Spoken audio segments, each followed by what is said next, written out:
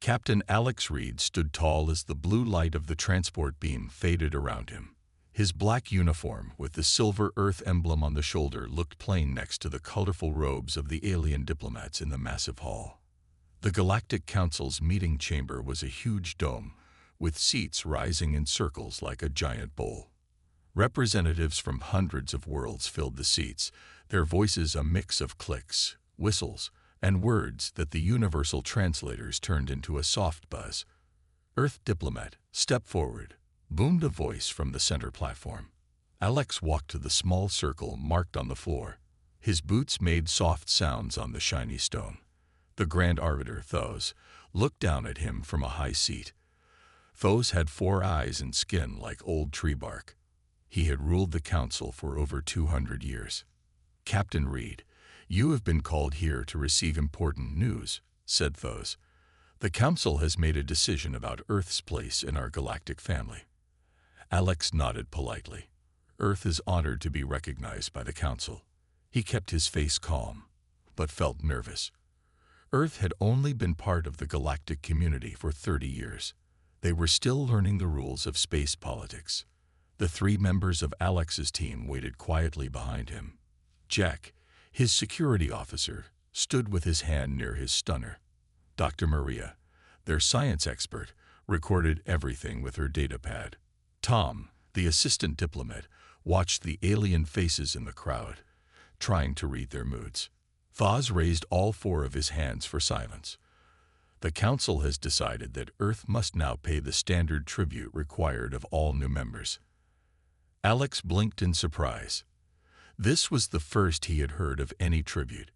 "May I ask what this tribute involves, Grand Arbiter?" Thos's mouth stretched in what might have been a smile. "Earth will provide 30% of all its resources to the Council for the next 100 years. This includes minerals, water, technology, and energy sources. This is the traditional payment for the protection and knowledge the Council provides." A shock ran through Alex's body, but his face stayed calm. 30% would cripple Earth's economy and slow human expansion into space. He looked at Tom, who gave a tiny head shake. This was not something they had been warned about. "In addition," continued Thos, "Earth will place its military forces under Council command and accept Council governors at all major Earth cities and colonies." The alien representatives in the chamber watched silently. Some looked uncomfortable. Others seemed pleased. "Grand Arbiter," Alex said carefully, "this is an unexpected request. Earth's government will need time to consider such a significant commitment." Thos's 4 eyes narrowed. "This is not a request, Captain. It is the Council's demand. All new species pay this tribute. It is how order is maintained in the galaxy." His voice grew harder. "Your species has been allowed to use hyperspace routes and trade with established worlds.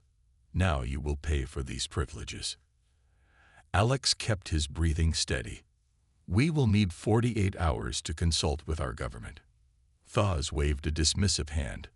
"You have 24 hours to deliver Earth's acceptance of these terms." He struck a metal rod against his stone chair. Council dismissed.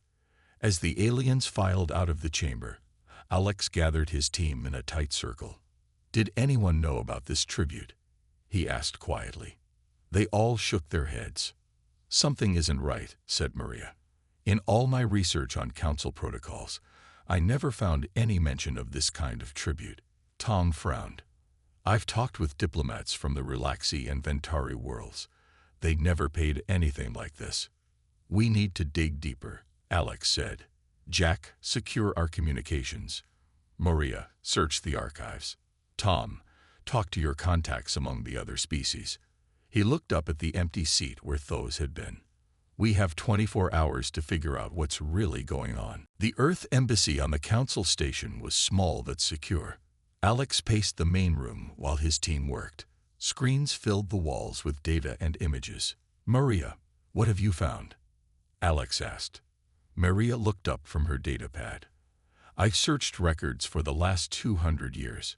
No new species paid a 30% tribute. Most paid 5% for 10 years, not a century." Tom entered the room, His face flushed with excitement. I met with my Ventari friend, Krell. He says the council is lying. The Ventari paid only 8% for 20 years when they joined. Alex stopped pacing. So why demand so much from Earth? Jack appeared in the doorway. Security feeds are looped. We can talk freely. He placed a small device on the table. I've been monitoring council communications. Many of their ships are moving to positions near Earth colonies. They're preparing for resistance, Alex said quietly. Maria pulled up new data. Look at this. Council worlds are facing water shortages and energy problems. Their old fusion systems are failing. And Earth has the newest water purification technology and the most efficient energy systems, Tom added. Alex nodded slowly. They don't want a fair tribute. They want to take what we have. But why now? Maria asked. Jack displayed a star chart. 3 council species are building warships in these hidden shipyards. I intercepted these images from their secure networks. The team gathered around as Jack revealed images of massive vessels under construction. There's something else, Tom said. Krell told me that several younger species have formed a secret alliance against council control. The council is losing power. Alex's eyes widened. So they're desperate. They need Earth's resources to maintain control. And they need to make an example of us before other species get the same idea, Maria concluded. Alex touched a control, and a secure line opened to Earth's united government. The face of Admiral Lee appeared. Captain Reed, your report. Alex explained their discoveries, speaking clearly and directly. The Admiral listened without interruption. This is worse than we feared, Admiral Lee said when Alex finished. The Council sees us as a threat and a resource to be harvested. What are our orders, sir? Alex asked. The Admiral's face was grim. The Fifth Fleet is moving into position beyond Council sensor range. We won't start a war, but we won't surrender either. And the tribute demand. You are granted full authority to respond as you see fit, Captain Reed. The Admiral's eyes were hard. But Earth will not be giving up 30% of anything. After the call ended, Alex turned to his team. We need a response that doesn't trigger an immediate attack, but makes our position clear. Maria looked thoughtful. I've been studying council history. There might be something we can use. She pulled up ancient council records. The founding species had a tradition. When faced with an unjust demand, they would invoke a special word, Kreshla. It means more than just no. It challenges the right of the demander to make the demand. What happened when someone used this word? Alex asked. It triggered a formal process. The challenged party had to prove their demand was just. If they couldn't, they lost significant standing. Tom looked excited. The council would have to justify their tribute publicly. Would they honor such an old tradition? Jack asked doubtfully. Maria nodded. They'd have to. These traditions are the foundation of their authority. Ignoring one would undermine their power with every species. Alex smiled for the first time since the council meeting. So we give them one word instead of 30% of Earth. It's risky, Tom warned. The council might react badly. That's why the Fifth Fleet is moving into position, Alex said. But this gives us a chance to fight with words before weapons. Alex looked at each member of his team. We have 12 hours left. Let's make sure we understand everything about this Kreshla and what comes after it. Alex stood by the large window in the embassy, looking out at the stars. 6 hours remained before they had to face the council again. The station's artificial day cycle had shifted to night, and most aliens had retreated to their quarters. Captain, you should see this, called Maria. Alex joined his team at the central table. Maria had created a detailed display showing the history of the word Kreshla and its use in council proceedings. The last time someone invoked Kreshla was 300 years ago, Maria explained. The Durrani used it when the council tried to take control of their moon colonies. What happened? Alex asked. The council had to prove their demand was just. They failed. The Durrani kept their colonies and gained significant political power. Tom looked nervous. But the Durrani had powerful allies. We're still new to the galactic community. Jack displayed messages on his screen. Not as alone as you might think. I've received coded responses from representatives of 7 non-council species. They're watching closely. If we stand up to the council, they might stand with us. Alex nodded slowly. What about the pronunciation? We can't afford to get this wrong. Maria played an audio file. The word Kreshla sounded like a mix between a growl and a sharp click. They practiced saying it together, over and over, until Alex could produce it perfectly. There's a physical component too, Maria added. You must stand like this, with your right arm across your chest. She demonstrated the pose. A soft chime interrupted them. Admiral Lee appeared on the main screen. Captain Reed, what's your plan? The Admiral asked. Alex explained the ancient challenge and what it might achieve. The Admiral listened carefully. The risk is considerable, he said when Alex finished. If the Council ignores tradition, they could attack immediately. Yes, sir, but if we simply refuse, they'll attack anyway. This way gives us a chance to expose their lies to the whole galactic community. The Admiral was silent for a long moment. The Fifth Fleet is in position. We've also contacted potential allies among the non-council species. He straightened his shoulders. You have Earth's full authority, Captain Reed. Make the challenge. After the call ended, Alex turned to his team. I'll go alone. If this goes wrong, I don't want you all in the chamber. Tom shook his head firmly. The challenge requires witnesses from the challenging party. We all need to be there. He's right, Maria said. And we've come this far together. Jack checked his stunner. I'm not letting you face them alone. Alex looked at each of them, feeling the surge of pride. Thank you. Let's prepare for every possibility. They spent the next hours planning responses to different council reactions. Maria prepared evidence of the council's military buildup and resource problems. Tom drafted messages to potential allies. Jack ensured their emergency escape route was ready. As the station's artificial dawn began to glow, they received the summons to the council chamber. The team stood together in the embassy's main room, dressed in formal Earth uniforms. Alex looked at each of them. Whatever happens today will change humanity's place in the galaxy, he said quietly. We may start a war, or we may gain respect no human has earned before. Earth stands with you, Captain, Jack said. Tom and Maria nodded in agreement. Alex took a deep breath. Let's make humanity proud. As they walked through the station's corridors toward the council chamber, aliens of many species watched them pass. Some looked curious, others hostile. A few gave subtle gestures of support. Alex kept his face calm, but his mind raced.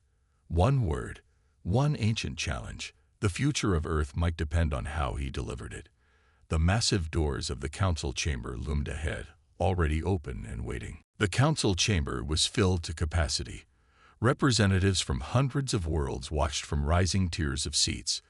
The air buzzed with tension.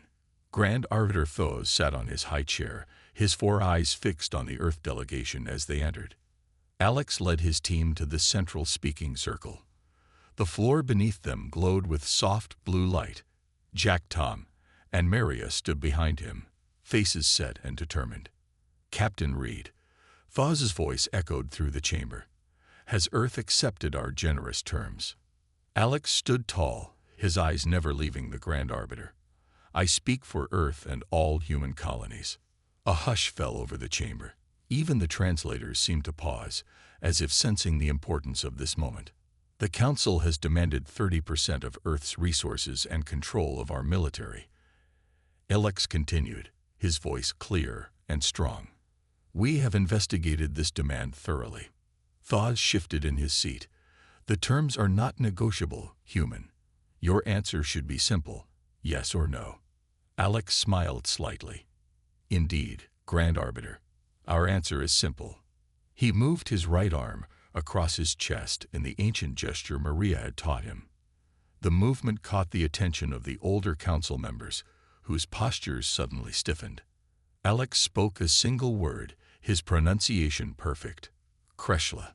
The sound echoed through the silent chamber like a thunderclap. Gasps and murmurs erupted from the assembled aliens. Several council members rose to their feet in shock. Thaw's 4 eyes widened, then narrowed to slits. "You dare," he hissed. "You invoke the ancient challenge." "We do," Alex replied calmly. "According to the founding traditions of this very council, we challenge your right to make this demand." A tall, blue-skinned council member leaned forward. "The human has the right. The word has been spoken correctly, with the proper gesture. This is absurd."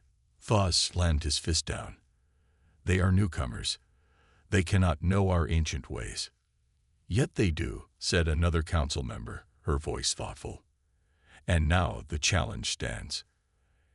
Alex kept his face neutral, but inside he felt a surge of hope. The plan was working. The council was divided.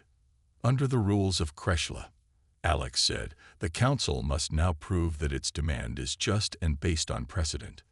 Tom stepped forward with a datapad. "We have records showing that no species in 200 years has paid more than 10% tribute, and none for longer than 20 years. Maria joined him.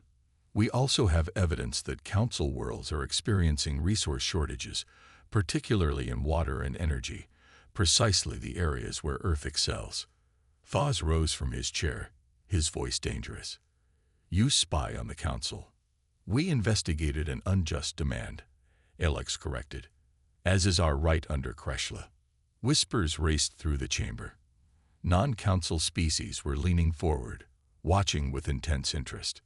"This is what the council fears, isn't it?" Alex asked, his voice carrying to every corner of the chamber.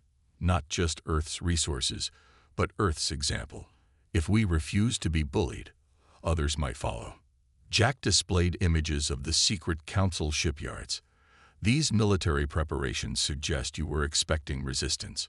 Were these ships meant for us, or for others who might question your authority?" Thaw's face darkened with rage. "You have violated council security. This is an act of war." "No," came a new voice from the upper tiers. A representative from the Ventari stood. "Under Kreshla, the challenged must respond to evidence with evidence, not threats." Other representatives stood, one by one.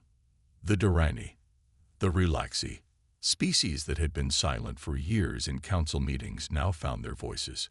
Thaw's looked around the chamber, seeing control slipping away. He turned back to Alex, his voice barely controlled. "Very well, human. The council will convene to consider your challenge. But know this, if we find it without merit, the consequences will be severe." Alex bowed slightly. "We await the council's thoughtful consideration, Grand Arbiter." As Thaw's and the council members filed out, the chamber erupted in conversation. Representatives from dozens of worlds approached the Earth delegation, their expressions ranging from curious to openly supportive. Tom leaned close to Alex. "What happens now?" "Now," Alex said quietly, "we wait to see if words can prevent a war." 3 hours passed while the council deliberated in private. Alex and his team waited in a small room off the main chamber. The walls hummed with the voices of hundreds of aliens, still discussing what had happened. Captain Reed, a small green alien with large eyes, entered the room. "The council requests your presence." They followed the alien back to the main chamber. The crowd had grown even larger. News of Earth's challenge had spread throughout the station. Grand Arbiter Thaw sat with the 11 other council members. Their faces were stern, but Alex noticed signs of disagreement between them. Some wouldn't look at Thaw. "Captain Reed," Thaw announced, "the council has considered your challenge. Under the ancient laws, you must now demonstrate why Earth should be exempt from tribute." Alex nodded. He had expected this. "We are prepared to demonstrate." He signaled to Maria, who activated a large holographic display in the center of the chamber. It showed Earth and its colonies, then zoomed out to show the entire galactic region. The Council claims Earth must pay for protection and knowledge, Alex began. But what the Council truly needs are resources, particularly water and energy. The display showed statistics of water shortages on Council worlds. Several Council members shifted uncomfortably. Earth doesn't wish to refuse cooperation, Alex continued. We wish to change its nature. Tom stepped forward. Instead of tribute taken by force, we propose partnership freely given. The hologram changed to show Earth's newest water purification systems and energy technology. These systems could solve the resource problems facing many worlds, Maria explained. Earth is willing to share this technology with all species. Murmurs of surprise spread through the chamber. On one condition, Alex added, no more secret demands, no more threats. The galactic community should be built on cooperation, not fear. Thaz rose angrily. You offer technology we could simply take. Could you? Jack displayed a new image. Earth's defensive capabilities. Earth has been peaceful, but not weak, Alex said. We entered space prepared to defend ourselves. Any attempt to simply take our resources would result in losses on all sides. The blue-skinned council member spoke up. So you threaten war in return? No. Alex replied firmly. We offer a better option. One that benefits all species, not just the oldest. He touched a control, and the hologram showed a new structure, a resource exchange program where all worlds contributed what they had in abundance and received what they lacked. Earth has water and energy technology. The Ventari have medical knowledge. The Relaxi understand space farming better than anyone. Together, we all become stronger. Representatives from several worlds nodded in agreement. This is the human demonstration, Alex declared. Not that we should pay nothing, but that everyone should pay something, and everyone should benefit. Not tribute, but contribution. Thaz stood. Pretty words, but they change nothing. The Council has ruled for 10,000 years. We will not be lectured by newcomers. Then you will fall, came a voice from the crowd. A Durrani representative stepped forward. My world stands with Earth. We will join this resource exchange. As will the Ventari, called another voice. One by one, representatives from 24 worlds declared support for Earth's proposal. Thaz looked around the chamber, his authority visibly crumbling. This is treason against the Council. No, Alex said quietly. This is evolution. The galaxy is changing. The Council can change with it or be left behind. The chamber erupted in voices as more species took sides. Some supported the Council, but many more expressed interest in Earth's proposal. In the midst of the chaos, Alex received a message from Admiral Lee. Fifth Fleet reports Council warships changing position. Be ready for anything. Alex looked at those, whose 4 eyes blazed with fury. Words had created an opening, but the danger was far from over. The Council chamber had divided into 2 clear groups. More than half the representatives stood with Earth, while others remained loyal to the Council. Thaz whispered urgently with several Council members. Alex noticed a subtle signal pass between Thaz and someone in the upper tier of seats. Moments later, his communication device vibrated with an urgent message from the Fifth Fleet. Council ships are powering weapon systems. They're moving toward Earth colonies. Captain, Jack said quietly, we need to leave now. Alex shook his head. If we run, the Council will attack immediately. We need to buy time. He stepped forward into the central circle again. Grand Arbiter Thaz, I request your response to Earth's demonstration. Thaz looked down with cold anger. The Council rejects your proposal. Your challenge is denied. His voice grew louder. Earth will provide tribute as demanded or face the consequences. The chamber grew tense as everyone understood what consequences meant. This violates the spirit of Kreshla, objected the blue-skinned council member. Silence, Thaz shouted. The majority of the council has decided. He looked at Alex. You have 1 hour to submit, or we will take what is owed. Alex received another message. Council warships targeting colony defenses. He had to act quickly. Under the full Kreshla tradition, I invoke the right of demonstration through action, not just words. Several of the oldest council members looked startled. This was the final, rarely used part of the ancient challenge. What action could you possibly take? Thawes sneered. Alex smiled slightly. Council ships are currently targeting Earth colonies. I suggest you check your fleet's status. Thawes grabbed a communication device. His four eyes widened in shock as he listened to the report. What have you done? He demanded. Nothing destructive, Alex replied calmly. In the past weeks, Earth sent small, undetectable drones to all Council military vessels. They carry no weapons, just a simple program. Tom stepped forward. The program is temporarily disabling your weapon systems. No permanent damage, just a 60-minute shutdown. Gasps and murmurs filled the chamber. This is an act of war, Thawes roared. No, Alex countered.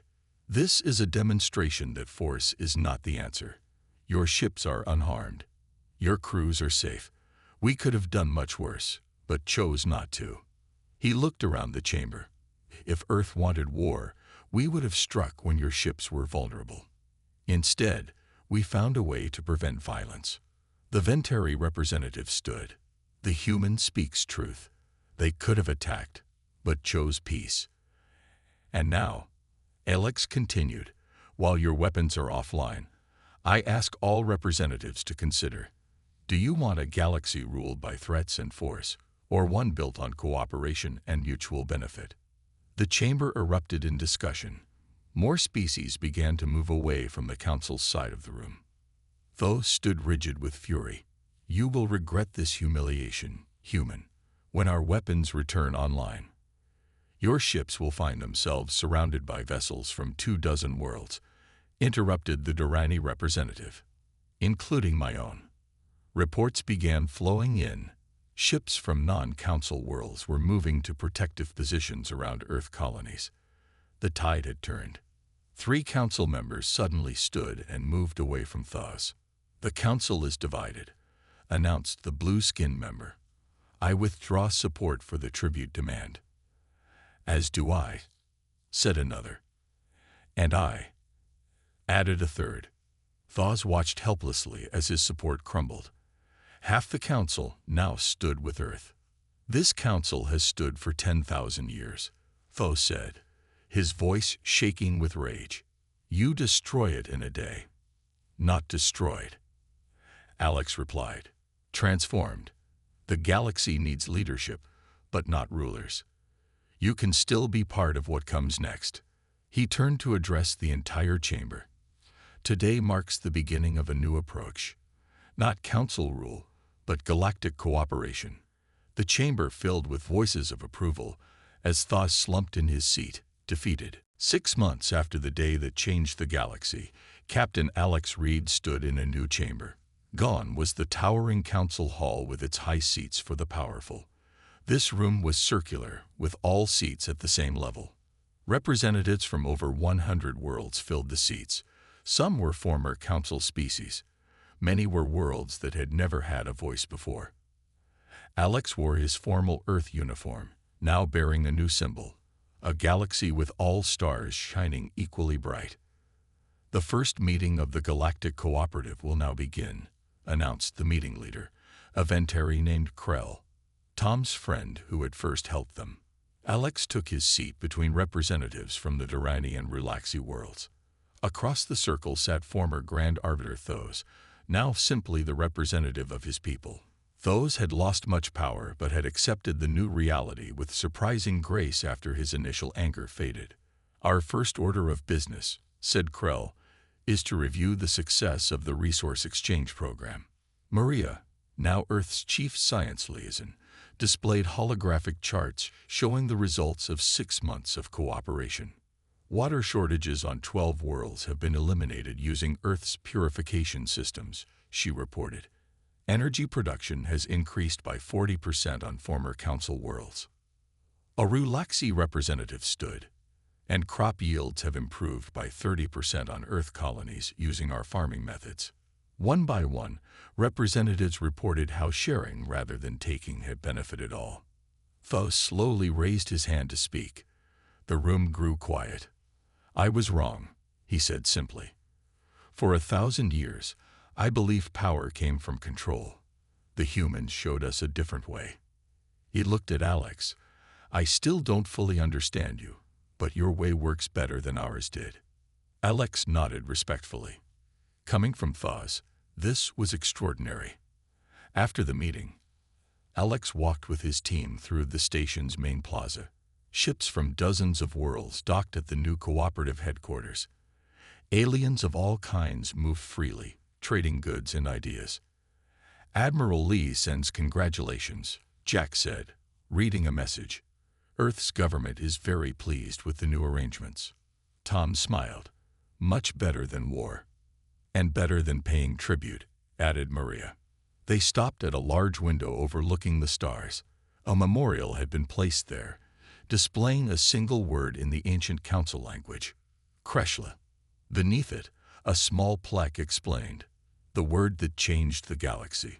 Not just "no," but "there is a better way." Alex touched the plaque gently. One word. Who would have thought? "It wasn't just the word," Tom said.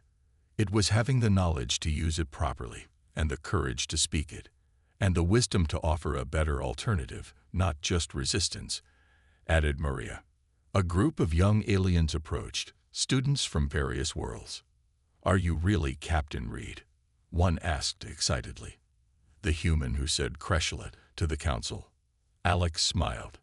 "I am." "They teach about you in our history classes now," said another student. "They say humans think differently than other species." "Not better," Alex corrected. "Just differently. Each species has something valuable to offer." "But humans were the first to challenge the council in thousands of years," the student persisted. Alex looked out at the stars. "Perhaps it's because we're new to the galaxy. We hadn't learned to accept things as they were. Sometimes fresh eyes see new possibilities." As the students moved on, Alex watched ships coming and going from the station. Earth vessels flew alongside those from former council worlds and species that had been overlooked for centuries. "What's next, Captain?" Jack asked. Alex smiled. "Exploration, cooperation, building something that will last." He looked at his team, and maybe teaching the galaxy a few more human words. Far below them, in a small display case, sat the original datapad where Maria had first found the word Kreshla. Next to it lay a simple plaque with one Earth word, "Together."